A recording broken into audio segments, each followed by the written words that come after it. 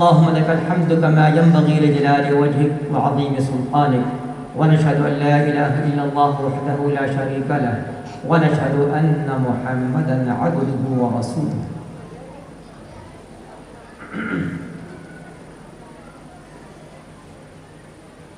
معزز مہمانان گرامی، اساتذہ کرام، دارالعلوم فاؤنڈیشن کے جملہ اسٹاف اور میرے عزیز طلبہ اور طالبات، السلام علیکم ورحمۃ اللہ وبرکاتہ۔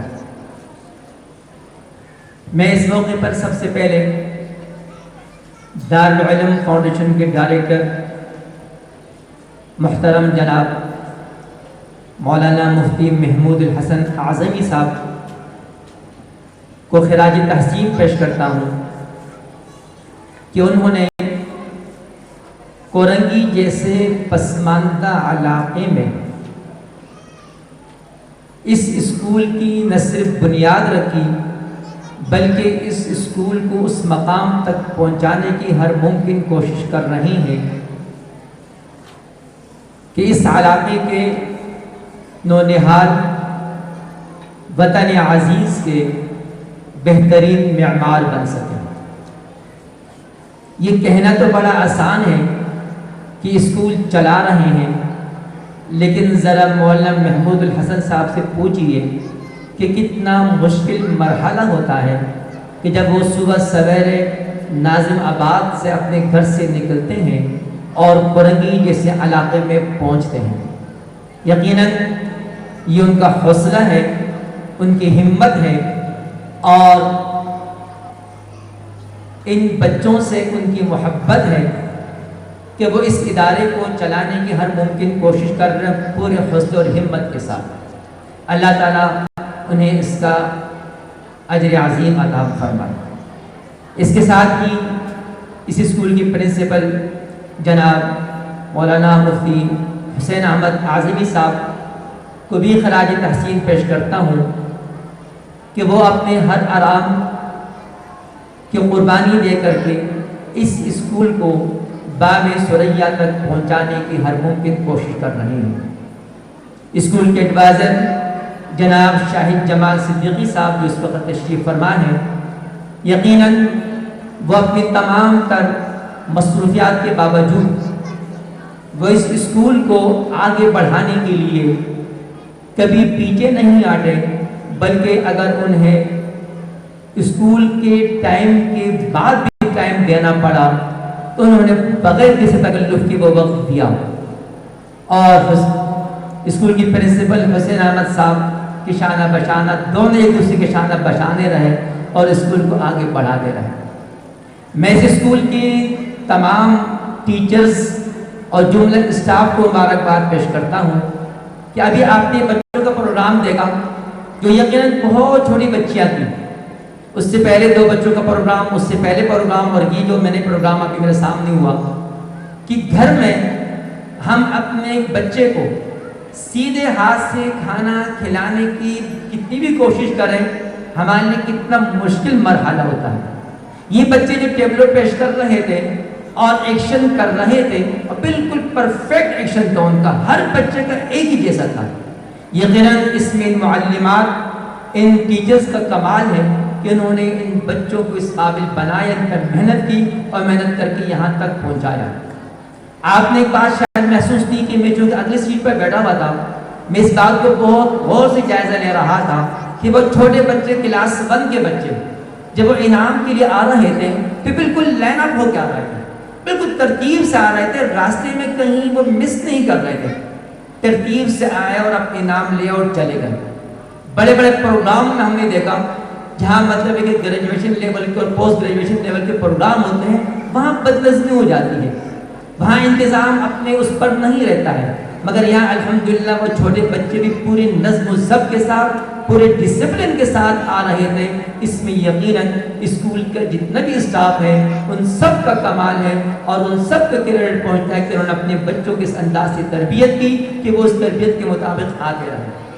میں ان تمام والدین کو مبارکباد پیش کرتا ہوں کہ جن کے بچوں نے انعام حاصل کیا اور جن کے بچے پاس ہوئے، اگر نہیں ہوئے تب بھی ان کو قابل مبارکباد ہے، میں بھی سنتا رہا کئی بچوں کے حوالے سے کہ وہ 100% اٹینڈنس، یقیناً 100% اٹینڈنس میں یقیناً ان کی گھر کا، ان کے والدین کا، ان کے والد کا، ان کے بھائیوں کا اور ان کے والدہ کا کمال ہے تو اس ٹائم پر بچے کو اٹھانا، بچے کو تیار کرنا اور بچے کو اسکول پہنچانا۔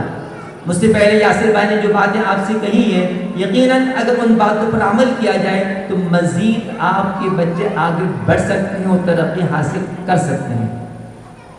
میں ایک بات آخری کر کے آپ سے اجازت چاہوں گا۔ آپ کو معلوم ہے چونکہ یاسر بھائی نے جنگ عظیم اول دوم کی بات کی تو اسی حوالے سے ایک بات آپ سے پیش کرنی ہے۔ آپ کو معلوم ہے کہ 15ویں صدی میں، 14ویں صدی عیسوی اور 15ویں صدی عیسوی میں یورپین ممالک کو اور امریکہ کو جب انہیں ضرورت تھی کہ انہیں لوگ چاہیے تھے، انہیں ہیومن ریسورسز چاہیے تھے، تو وہ افریقہ سے لوگوں کو غلام بنا کر کے اپنے ملک لے جایا کرتے تھے۔ چنانچہ تاریخ بتاتی ہے ہمیں کہ 1501 میں پہلا جہاز وہاں اترا جس میں غلام موجود تھے، 1518 میں دوسرا جہاز اترا اور یہ سلسلہ چلتا رہا کہ غلام افریقہ سے لے کے جاتے تھے، ان پر تشدد کر کے اور انہوں دیکھ کر کے اور پھر وہاں پر جو ہے وہ ایک منڈی میں جو فروخت ہوتے تھے اور جنہیں ضرورت ہوتی ہے اپنی زمینوں کے لیے وہ آ کے غلام خرید کر کے لے کے جایا کرتے تھے۔ تاریخ گواہ ہے کہ 1807 میں غالباً برطانیہ نے اس پر پابندی لگائی اور اس غلامی کے سلسلے کو ختم کیا، اس لیے آخری جہاز جو گیا ہے وہ 1859 میں گیا ہے۔ یہ سلسلہ چلتا رہا۔ یہ جنگ عظیم اول اور دوم سے پہلے کی بات ہو رہی ہے تو انہیں جسمانی طور پر طاقتور لوگ چاہیے تھے۔ جنگ عظیم دوم کے بعد حالات تبدیل ہو گئے اور دنیا میں بڑی 3 تبدیلیاں ہیں۔ پہلی تبدیلی تو یہ آئی کہ جن ممالک کا چھوٹی ریاستوں پر قبضہ تھا اور انہوں نے اپنے کالونیز بنائی تھی، انہوں نے ان کالونیز کو آزاد کرنا شروع کر دیا۔ چنانچہ بر صغیر پاک و ہند کی آزادی بھی 1945 کے جنگ عظیم دوم کے بعد ہوئی ہے۔ دوسری تبدیلی یہ آئی ہے کہ سوویت یونین روس میں تبدیلیاں شروع ہو گئی اور سر جنگ شروع ہو گیا روس کے ساتھ کمیونزم اور سوشلزم کی وجہ سے۔ تیسری تبدیلی یہ آئی کہ آبادی پر کنٹرول ہونا شروع ہوا۔ جب آبادی پر کنٹرول ہونا شروع ہوا اب بھی افراد کو چاہیے تھے، چنانچہ یورپ میں جب افراد کم ہو گئے انہیں باہر سے افراد کی ضرورت پڑی۔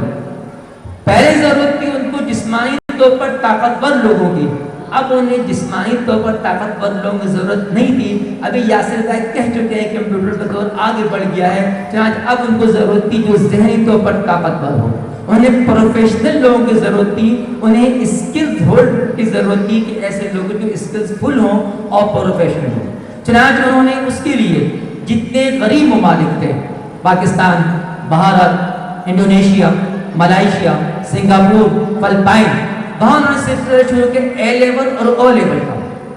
آپ اس بات کو اچھی طرح جانتے ہیں کہ او لیول اور اے لیول میں جو بچے پڑھ رہے ہوتے ہیں یقیناً ان کے والدین کا بنیادی مقصد یہ ہوتا ہے کہ ہمارے یہ بچے ہمارے ملک میں او لیول اور اے لیول پڑھ کر کے یہ باہر جائیں اور وہاں جا کر کے یہ روزگار حاصل کریں، وہاں جا کے ڈاکٹر بنے، انجینئر بنے اور وہاں کچھ بن کر کے کامیابی حاصل کریں۔ ایسا ہی ہے نا؟ اس وقت 2023 میں برٹش کونسل کی رپورٹ کے مطابق تقریباً او لیول کے 1 لاکھ نوجوان امتحان دے رہے ہیں۔ 1 لاکھ او لیول کے، اے لیول اس سے الگ ہے، باقی چیزیں اس سے الگ ہے۔ اور او لیول کے 8 سبجیکٹ کی جو فیس ہے وہ مور دین 2 لاکھ ہے۔ اگر آپ اس کا حساب لگاتے ہیں تقریباً 7.5 کروڑ ڈالر بنتے ہیں، اس لیے کہ ان کی فیس ڈالر میں جاتی ہے اور پاکستانی سکے میں نہیں جاتی ہے۔ یعنی گویا کہ وہ بچے ہمارے ملک میں تعلیم حاصل کرتے ہیں، ان کو فیس طے کرتے ہیں اور والدین ان پر پیسہ بھی خرچ کر رہے ہوتے ہیں، اور پیسہ خرچ کرنے کے بعد جب انہیں کامیابی ملتی ہے وہ ڈاکٹر انجینئر بن جاتے ہیں، کسی فیلڈ میں وہ کامیاب ہو جاتے ہیں، پھر وہ اعلیٰ صلاحیتوں والے بچے، وہ اعلیٰ ذہانت والے نوجوان وہ یہاں نہیں رہتے ہیں بلکہ باہر جا کر کے ان ممالک کو خدمات انجام دے رہے ہوتے ہیں۔ ایسا ہی ہے نا؟ آئیے اب ہم آتے ہیں دارالعلوم فاؤنڈیشن کی طرف۔ دارالعلوم فاؤنڈیشن آپ کو جو کوالٹی دے رہا ہے وہ او لیول اور اے لیول کی کوالٹی دے رہا ہے آپ کو، لیکن یہ جو آپ کو ذہن دے رہا ہے، اچھا چونکہ وہ بچے جو او لیول اور اے لیول کے پڑھتے ہیں ان کے سامنے جو ماحول پیش ہوتا ہے وہ وہی یورپین کا ماحول پیش ہوتا ہے. مفتی حسین احمد صاحب نے ڈومینوز سے اور پی ایس سی سے کورسز کیے ہوئے ہیں, بہت سارے ٹیچر نے کورسز کیے ہوں گے. اگر آپ نے او لیول اور او لیول کی بکس دیکھی ہیں, آپ نے پی ایس سی اور ڈومینو کی بکس دیکھی ہیں, تو اس میں جو ہے وہ ان کا انوائرمنٹ پیش کیا گیا ہے. وہ جب ایڈریس پتہ بتا رہے ہوتے ہیں تو کہتے ہیں کہ in front of church number 1, behind of church number 10 and 9, یعنی پورا انوائرمنٹ بتا رہے ہوتے ہیں. تو ظاہر بات ہے وہ اپنا ماحول بیان کر رہے ہوتے ہیں, وہ کرسچن کا ماحول ہو یا کوئی بھی ماحول ان کا ہو, وہ ان کا جو بھی کھلا ماحول ہے وہ پیش کیا جا رہا ہوتا ہے.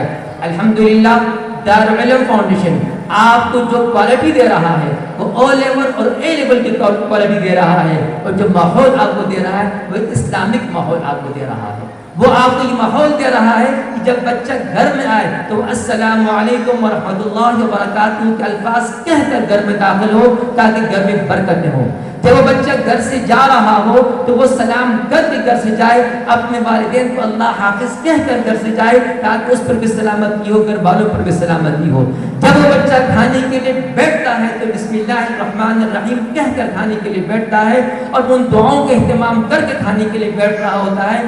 کہ تربیت جو بنیادی چیز تھی, الحمدللہ دارالعلوم فاؤنڈیشن میں عصری فنون کے ساتھ ساتھ انجینئر اور ڈاکٹر بننے کے ساتھ ساتھ ہمارا بچہ صحیح معنوں میں ایک مسلمان بچہ بن رہا ہے.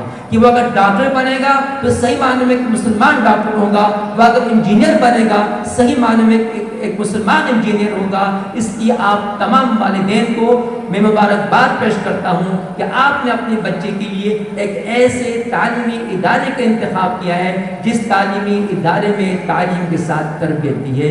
اس لیے آپ سب قابل مبارکباد ہو. اس لیے آپ سے یہی گزارش ہے اس ادارے کے ساتھ آپ جتنا تعاون کر سکتے ہیں وہ آپ کے اپنے فائدے کے لیے ہے, کہ آپ کا بچہ جب پڑھے گا, آپ کے بچے کو جب تربیت ہوگی, کل آپ کا بچہ ایک معاشرے کے بہترین اور مثالی فرد بن سکے گا.